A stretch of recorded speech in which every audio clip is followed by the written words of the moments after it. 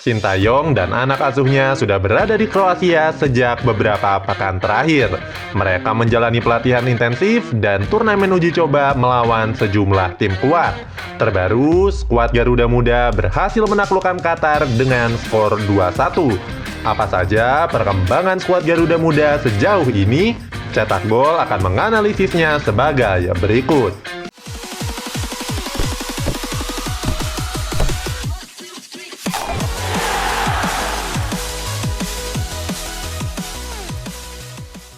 Timnas Indonesia U19 sedang menjalani pemusatan latihan di Kroasia.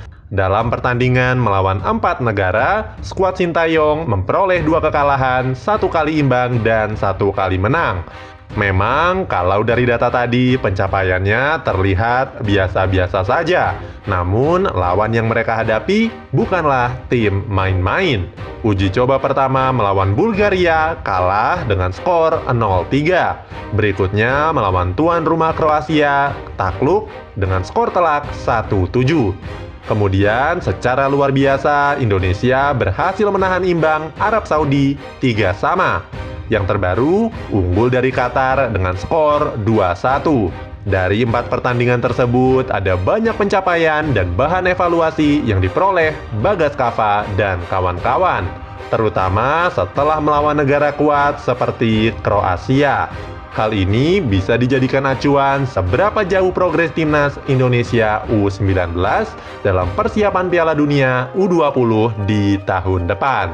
Cetak Gol akan coba menganalisa pencapaian skuad Sintayong dalam menjalani pelatihan di Kroasia.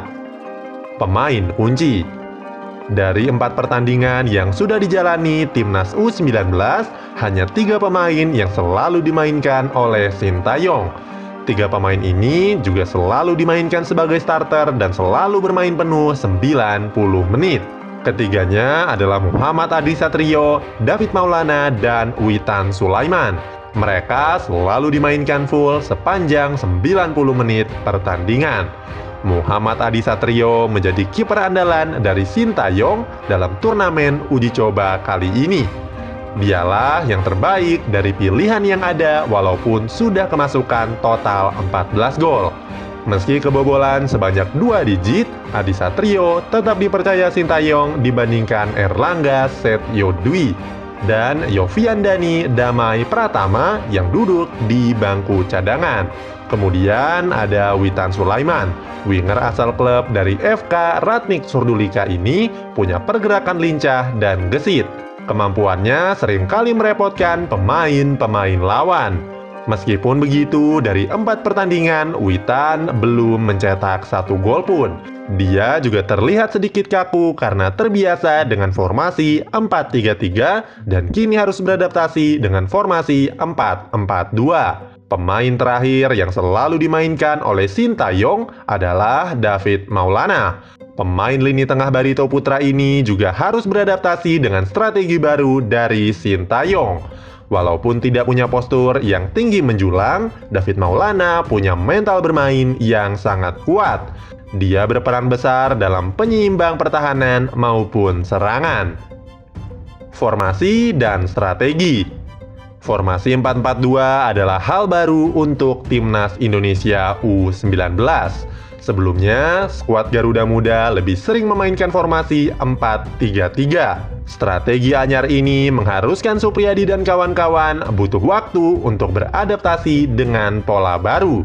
Benar saja, pola permainan mereka terlihat belum nyetel pada pertandingan pertama melawan Bulgaria, menjadikan Indonesia bobol 3 kali tanpa balasan. Kondisi belum nyetel ini masih berlanjut ketika Indonesia berhadapan dengan Kroasia. Mereka kalah telak dengan skor 1-7. Namun yang menjadi catatan, lawannya adalah negara dengan ranking FIFA nomor 8. Formasi 4-4-2 sudah mulai berjalan dengan skema penyerangan yang dibangun dari tengah. Hasilnya, Bagas Kava mampu mencetak gol lewat umpan silang dari bek kiri Pratama Arhan. Mereka juga mulai pede dalam memainkan strategi high press. Adaptasi formasi ini mulai menemukan momentumnya. Pada pertandingan ketiga, skuad Garuda Muda tampil lebih rapi dalam bertahan maupun menyerang. Sempat tertinggal 0-3, Indonesia masih mampu mengejar ketertinggalan dengan skor akhir 3-sama. Dalam pertandingan keempat, formasi 4-4-2 ala Sintayong mencatatkan hasil yang gemilang. Strateginya sukses mengalahkan Qatar dengan skor akhir 2-1. Menjadikan kemenangan pertama dari skuad Garuda dalam turnamen uji coba ini. Ini menunjukkan timnas Indonesia U19 semakin klop dengan formasi 4-4-2 besutan Sintayong. Tidak hanya mengandalkan satu pemain. Seperti tim modern di liga-liga besar, timnas Indonesia U19 tidak bergantung pada satu pemain sebagai tulang punggung. Siapa saja bisa mencetak gol, bahkan untuk pemain yang berposisi sebagai bek sekalipun. Di lini depan ada Irfan Jauhari dan Sadam Ghaffar yang sudah mencetak masing-masing satu gol. Irfan Jauhari menjadi pencetak gol pertama dan Sadam merupakan pencetak gol kedua pada pertandingan melawan Arab Saudi. Selanjutnya ada Bray Fatari, Brilian Aldama, dan Supriyadi yang menyumbangkan satu gol untuk Garuda Muda. Bray Fatari mencetak gol ketiga sebagai penyimbang skor dan membuat Indonesia comeback melawan Arab Saudi. Sementara Brilian Aldama dan Supriyadi menjadi pemain yang mencetak gol ke gawang Qatar. Dua gol yang mengantarkan kemenangan pertama timnas U19 di Kroasia. Di lini belakang ada juga Bagas Kava yang mencetak gol hiburan ke gawang Kroasia saat Indonesia takluk 1-7 dari Kroasia. Mental juara yang terasah. Timnas Indonesia U19 memetik pelajaran penting saat melawan Bulgaria dan Kroasia, yaitu adalah mental. Lawan yang levelnya jauh lebih tinggi membuat mental pemain Indonesia semakin terasah. Dalam uji coba ini, menang ataupun kalah memang bukan tujuan utama. Bagi Sintayong, yang terpenting adalah kesempatan, jam terbang, dan pengalaman menghadapi tim Eropa dan Timur Tengah. Mental juara ini juga sudah mulai terlihat dalam pertandingan ketiga melawan Arab Saudi, serta pertandingan keempat melawan Qatar. Sempat tertinggal 0-3 dari Arab Saudi, timnas Indonesia bisa bangkit menyamakan kedudukan. Kemampuan seperti ini tentu tidak dimiliki oleh skuad yang bermental lembek. Skuad asuhan Sintayong semakin menunjukkan mental petarungnya saat bertanding melawan Qatar. Sempat tertinggal satu angka, mereka bisa membalikan kedudukan dengan skor akhir 2-1. Peningkatan kemampuan fisik.